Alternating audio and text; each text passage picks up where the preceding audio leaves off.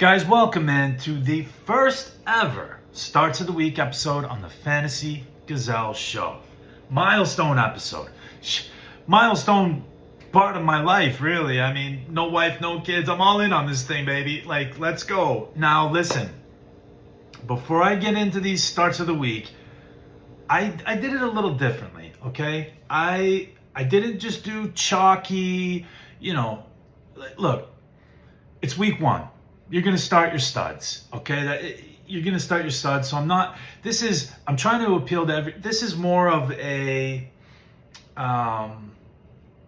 just guys that I looked at ranking wise that I thought, man, they're way mispriced, or that you could get some value. Keep an eye on them for waiver wire pickups. I just think they're going to smash where their currently consensus rankings are at right now. Could be appealing to people that play daily fantasy on DraftKings or, FanDuel, what have you. But they're just guys that I think are really mispriced and can really get some value this week. I think they're going to smash. I'm going to start at the quarterback position. Guys, for me, it's Michael Penix. Okay, currently the consensus ranked 23rd quarterback on this week's slate. So in a 10-team league, he's not even a quarterback two.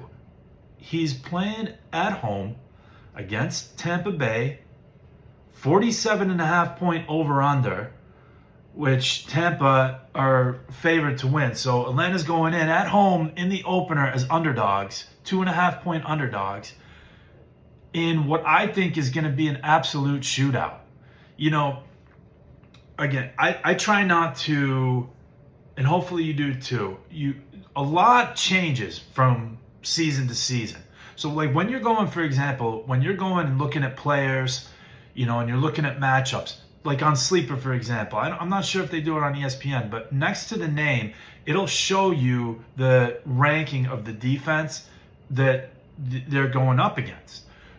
Keep in mind, now those defense rankings, those are based on last season. A lot changes on both sides of the ball, but on defense. So just keep in mind, take that with a grain of salt.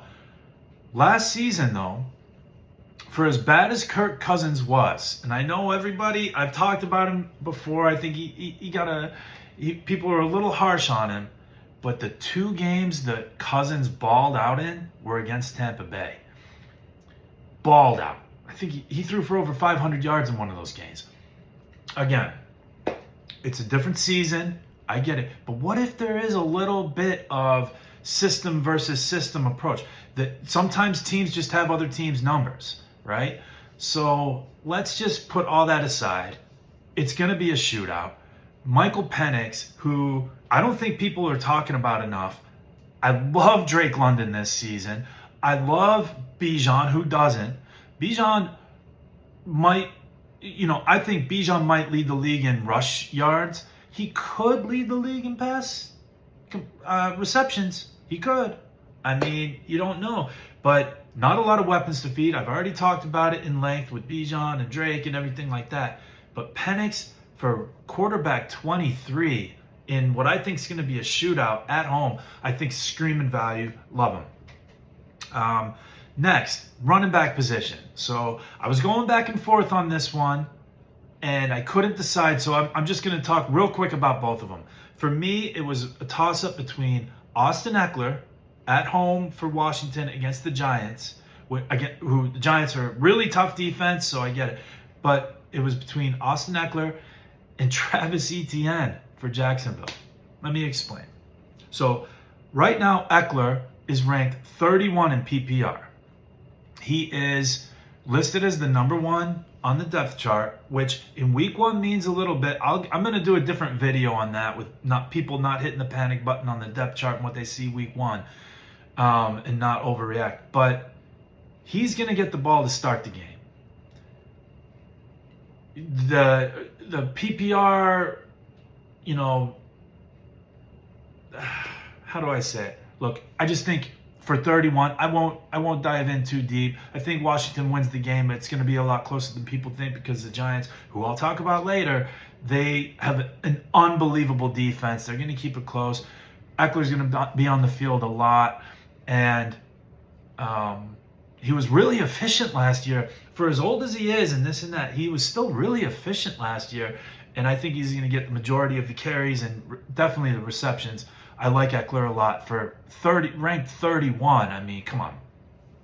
Next guy, Travis Etienne. Same kind of situation. He's different. He's listed as a co-starter with Tank Bigsby on Jacksonville's depth chart. I guarantee Travis Etienne starts the game with the ball in what is shaping up for me. When I'm looking at the slate, there are a lot of juicy games, but I think the surprise game of the whole weekend, one that I am so excited to see, is this Carolina at Jacksonville game. I want pieces in that game. I think that if you watch the Red Zone channel, you're going to be surprised at how many times Scott Hanson kicks over to that game. Look at it. Both teams, Carolina and Jacksonville, real similar.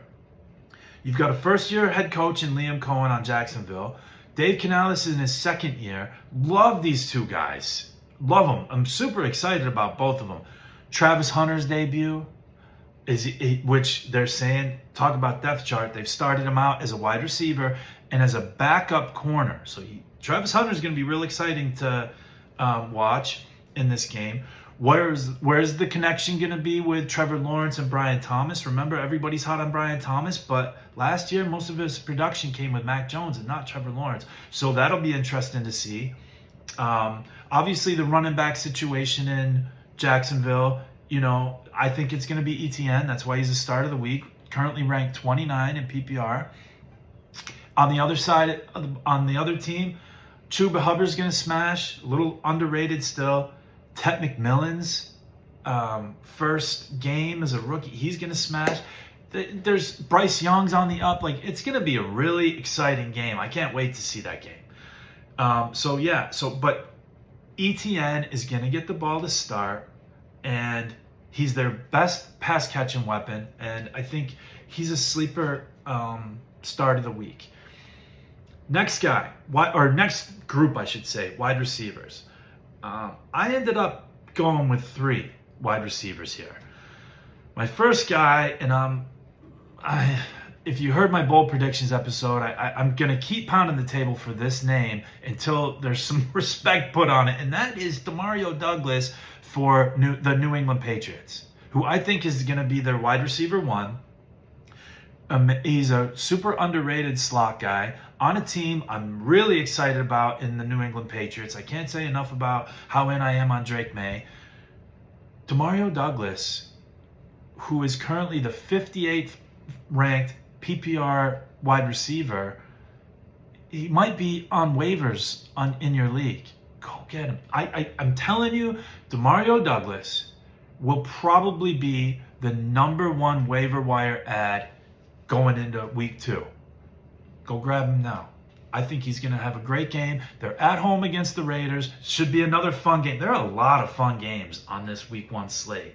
But I'm really excited about Douglas, and he is so underrated. Nobody's talking about him. And I think so that's why at 58, he's 100% my wide receiver start of the week. These other 2 guys, right? So check this out. We're here Thursday, September 4th, 4 o'clock in the afternoon, something like that. And we just got 2 huge bits of news in regards to wide receivers. One, Amari Cooper hung it up, retired. That kind of was surprising. Just didn't have it in the tank anymore. And Christian Kirk just announced that he's done something to his hamstring, and he's not just going to miss this week, but he's going to miss multiple weeks. So my next guy would be Jaden Higgins. Jaden Higgins on Houston. I really even like Jalen Noel. Jalen Noel's a guy that I would definitely look to add. Higgins is drafted, but I would definitely I'd be interested in Noel. Noel's a dynasty guy. I didn't think I'd have to talk about Noel, but he was somebody I was prepared to talk about later on in the season. But Noel, love him. Little slot guy from the same school as Higgins. Went in the 3rd round. Higgins went in the 2nd round to Houston. But now No Christian Kirk in the slot. Tank Dell is probably not going to play all season. So now you're looking at a team with no real run game. Mixon's on the pup and might miss the whole year. The worst offensive line in football. I still scratch my head at why they let Tunsil go to Washington. Huge pickup for Washington. One of the only things I really liked that Washington did all off season. But they are going into the season with the worst ranked offensive line in football, the Houston Texans. Stroud's going to be kicking this thing out. That slot position is massive. So not only do I love Jalen Noel, but Jaden Higgins, my start of the week wide receiver, my second one with Douglas, who is almost a clone of Nico Collins, which works with Stroud and obviously works with their coaching staff. Jaden Higgins at the Rams, who they're going to be. Higgins is from right away, he's going to be and he's currently ranked 62nd. 62nd in PPR. I think that's going to be a competitive game. I think points are good. I didn't write down the spread. I should have. But that's going to be a competitive game, the Houston and the LA. Jaden Higgins. My final receiver that I'm going to talk about a competitive game. It's Josh Palmer for the Buffalo Bills. So they're at home to Baltimore Sunday night. What a game. Might be the game of the season you're getting in week 1. There's been talks throughout the offseason that there's him and Josh Allen have built a rapport. Outside of, you look at Buffalo's depth chart at wide receiver. You got a PPR guy in Khalil Shakir who, I think he's better as an NFL than a fantasy guy. I'm not very excited about him for the season. You have Keon Coleman, second year. We'll see what happens. Could be a deep threat. Could be, just kind of a gadget guy. We'll see what happens. But Josh Palmer is probably going to be their deep threat. Now, here's the thing with Palmer in terms of whether he's on waivers, if he's drafted, or if he go. What I predict happening with Palmer, he's going to be so game script all season. You're only going to want to play him when Buffalo looks like they're going into a real high-scoring shootout game. There's going to be a lot of times when that's not going to happen.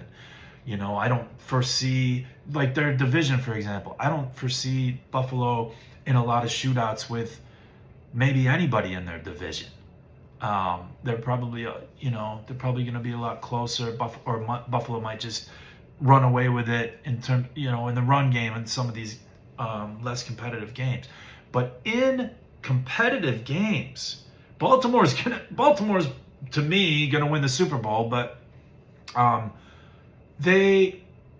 that's gonna be a competitive game. So Palmer, who is ranked 61st in PPR, 61st, might be on waivers. In 10-team leagues, he's more than likely on waivers. He's gonna probably ball out. And by balling out, I mean in PPR, it's probably, but he might go 3 for 75 and a touchdown, maybe 2. And you're gonna go, whoa, who's this Josh Palmer guy? Just be careful there, right? Because you're gonna rush to the waiver wire and go and grab him. And then next week, I don't know who they play next week, but you don't expect that. It's gonna be real boom or bust with him, but not in the sense of, wow, that's a surprise. It's more in the sense of play him when they're going to be when they have to put up a bunch of points. So those are my three wide receiver starts of the week. Demario Douglas, Josh Palmer, Jaden Higgins. Moving on to tight end, okay? I talked about it earlier, the Carolina-Jacksonville game. I want pieces in this game. Give me some Jatavian Sanders at tight end. Second-year guy. Now, look at Carolina's situation. They just traded away Adam Thielen. Jalen Coker, who I love Jalen Coker, and I'm really bummed out that he just pulled up and got an injury and now has landed on the pup, because I was really excited about Coker. And I still am second half of the season. It's a long season. But, and speaking of Coker real quick, sorry to go off on a tangent. If you have an IR spot, utilize it. It's a free square. Go pick up Coker if you have an IR spot and you're not using it, and go put him on there. He's going to be a huge part of this offense moving forward as soon as he gets off the pup. He's going to fill that Thielen role, and he's going to be the wide receiver 2 on this team. I'm not in on Leggett. From game script, eye test last year in games. Who knows? He could prove me wrong. But I think Coker is going to be vital on this team. But so is Jatavian Sanders, right? Bryce Young's going to be airing it out. I really like Jatavian Sanders coming out of college, and this is his second season in that Dave Canales system. Nobody's talking about him, and he might be on waivers. He is 100% my tight end start of the week. He's the 22nd ranked tight end going into this week in PPR. 22nd, 10-team league, not even a tight end 2. And he is a smash play for me in cash lineups and like in daily fantasy lineups, because he's going to be bottom. I haven't even looked. He's going to be bottom. This guy, I'm telling you, don't sleep on Jatavian Sanders. The other guy I was going to talk about was Hunter Henry, but people know about Hunter Henry.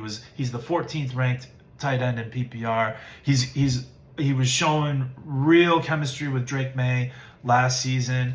But Henry's going to be a nice plug-in tight end. You could probably, if you punted the tight end situation, Henry's a nice guy. I feel comfortable rolling him out there every week.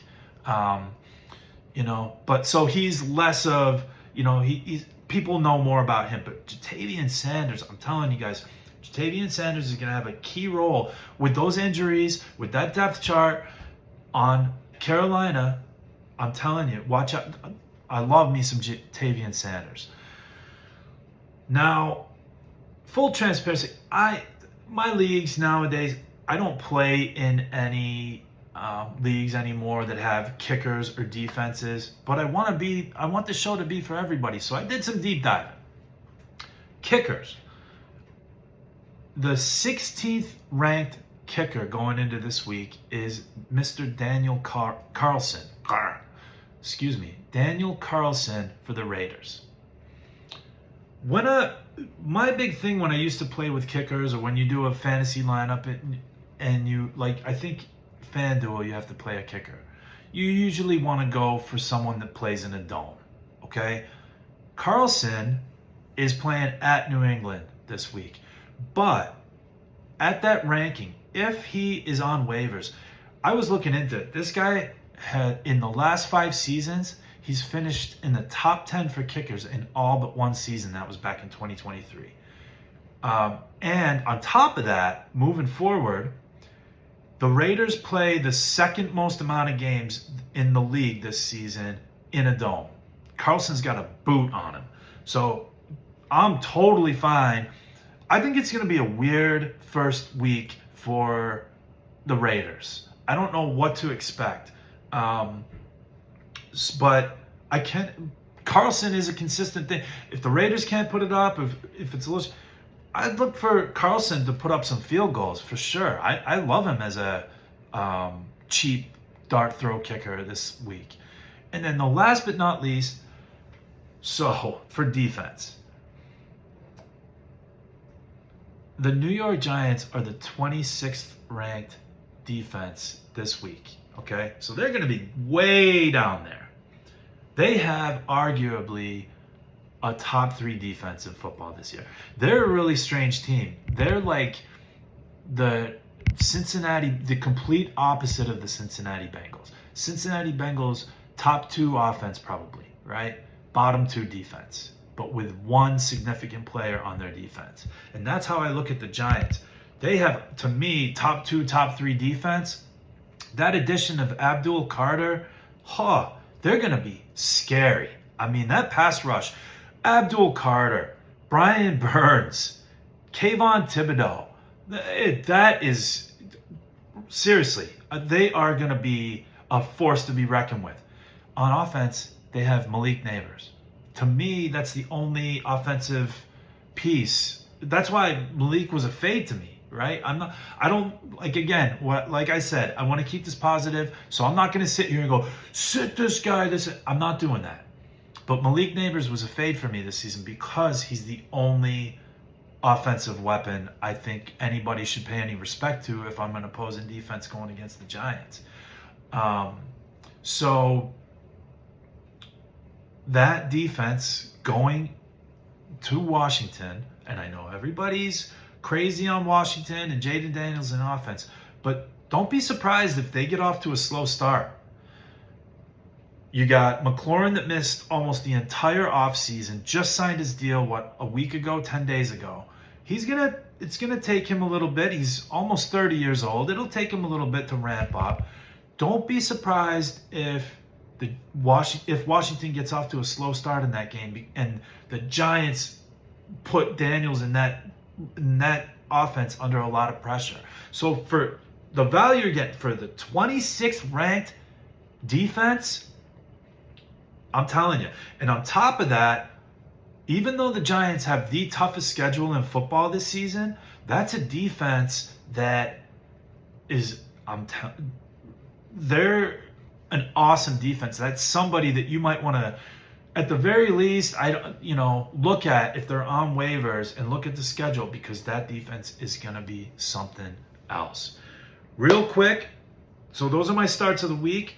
Michael Penix at QB, Eckler/ETN at running back, Demario Douglas, Josh Palmer, Jaden Higgins, wide receivers, Jatavian Sanders, Hunter Henry, I guess you could put him in there, tight ends, Daniel Carlson as a kicker, and the Giants. Now, the other defense I wouldn't know, but they're the 14th ranked, so they're probably... I like the New England Patriots defense a lot this week. They've really revamped that defense with Vrabel coming in. They're at home to the Raiders. Again, I think the Raiders get off to a little bit of a shaky start.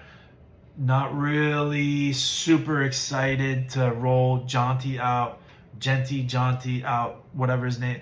The first week, Geno might get off to the Gillette Stadium is going to be going nuts. I can see the Patriots at the 14th ranked defense. So even in a 12-team league, they're just outside a startable defense. I like them a lot too. But they're going to be a lot more expensive than the Giants because no one's going to want to roll out the Giants at Washington. And I'm telling you, they could be sneaky. And they're definitely a force that you want for the rest of the season. Couple of guys to keep an eye on, especially after the news hit today, for waiver stashes, waiver wire pickups, just guys to, just keep an eye on or what have you. But Deontay Thornton for the Raiders. Cooper came in. And Thornton was more of a dynasty, watch during the summer. He got a lot of love. But that's an interesting wide receiver core to monitor. Jacoby Myers has put a trade request in. That looks like, as it stands, Jack Besh can't make the starting team. Thornton, who went after Besh in the fourth, has been a lot. He's earned himself a starting spot on that roster, and he might be on waivers. He might take that deep threat role, or the deep threat role right off the bat, like Thornton. Didn't realize I was going to have to talk to him. The Cooper edition kind of messed with me, but now that Cooper's hung it up, Thornton's immediately an interesting one to monitor. Jalen Noel, like I kind of talked about, now that Kirk is out, he's going to fill that slot role right away. I don't think Tank Dell's coming back at all this season. So Jalen Noel, Deontay Thornton, and those are the two guys, I don't think Dylan Sampson is available, but if he is, 100%, because Jerome Ford is going to start for Cleveland, but I think Sampson is more talented, and he's going to take over while this whole Quinshon Judkins situation solves itself. But those are three guys to just kind of keep an eye on, okay? Everybody, good luck. I'm going to have another video either later today or tomorrow, and I'll be throwing out content left and right all season. All right. Good luck in week 1, though, guys. All right. Crush it. Love you.